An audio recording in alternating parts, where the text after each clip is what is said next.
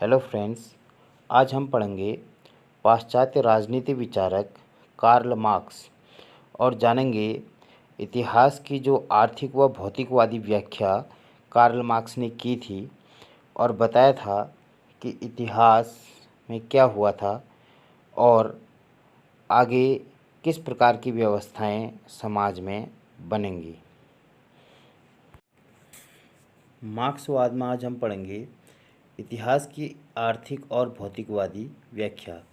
Marks द्वारा इतिहास की भौतिकवादी व्याख्या की गई थी। मार्क्स ने माना था कि जो इतिहास का जो विकास है वह एक सरल रेखा में नहीं होता है, बल्कि विभिन्न चरणों में होता है।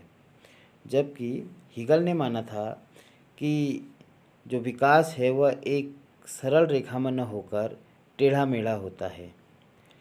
कार्ल मार्क्स ने माना इतिहास का निर्धारण आर्थिक परिस्थितियों के अनुसार होता है, अर्थात आर्थिक परिस्थितियों के अनुसार समाज बदलते रहते हैं।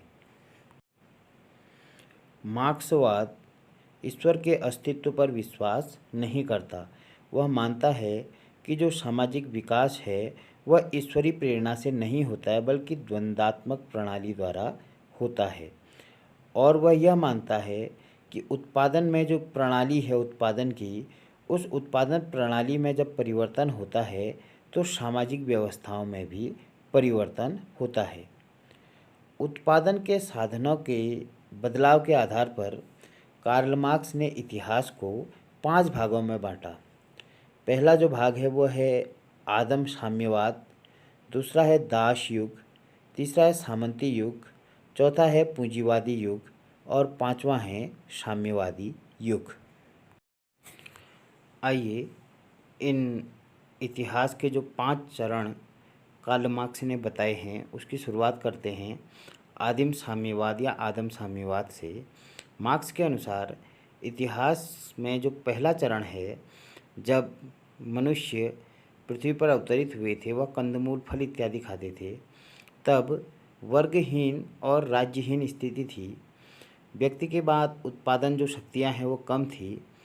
उन उत्पादन शक्तियों के अभाव में न कोई समाज में शासक था और न ही शासित था।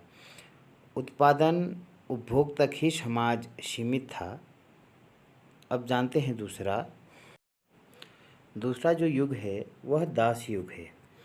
आदम अवस्था से बाहर निकलकर जब उत्पादन शक्तियों का विकास हुआ, संसाधन मनुष्य के पास हुआ, तो समाज में वर्ग बढ़ने लगे। समाज में 2 वर्ग बने, संपत्तिशाली व्यक्तियों का वर्ग और दास वर्ग। ये 2 वर्ग उभर कर आए और संपत्तिवान जो लोग थे उनकी संख्या कम थी और उन्हें पता था कि जो दास हैं वह कभी भी उनसे सत्ता छीन सकते हैं।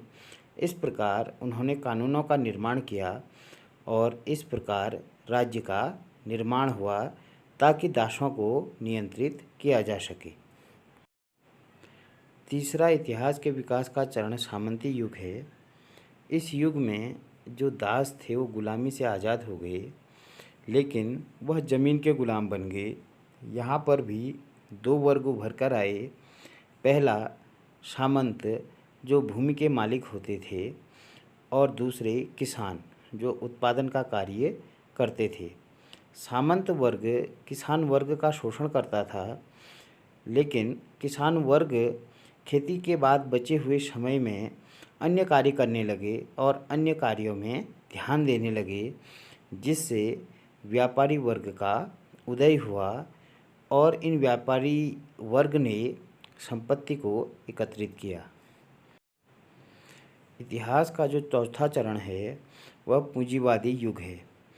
व्यापारिक क्रियाएं बढ़ जाने से मशीनों और उद्योगीकरण के साथ पूंजीवाद का जन्म हुआ। इस प्रकार समाज 2 वर्ग, पूंजीपति वर्ग और सर्वहारा वर्ग की उत्पत्ति हुई और जिसमें पूंजीपति वर्ग सर्वहारा वर्ग का शोषण करता था। कार्ल मार्क्स कहता है कि सर्वहारा वर्ग शोषण से मुक्ति के लिए युद्ध लड़ेगा, जिसमें पूंजीपति वर्ग का विनाश हो जाएगा और इस प्रकार पूंजीवादी व्यवस्था समाप्त हो जाएगी। साथ ही कार्ल मार्क्स ने ये कहा था कि पूंजीवाद अपने पतन का जो बीज है वह स्वयं में छुपाए हुए है। कार्ल मार्क्स ने इतिहास का जो अंतिम चरण, पांचवा चरण है, वह साम्यवादी युग बताया, जिसमें पूंजीवाद के पतन के बाद एक वर्गहीन, राज्यहीन समाज की स्थापना होगी। न कोई शासक होगा और न ही कोई शोषित होगा। इसमें जो सर्वहारा का जो अधिनायक तंत्र है, सर्वहारा वर्ग महत्वपूर्ण होगा। इसके द्वारा ही जो सामाजिक विकास का कार्यक्रम है वह संपन्न किया जाएगा। यह साम्यवादी युग जो है वह इतिहास का अंतिम चरण है।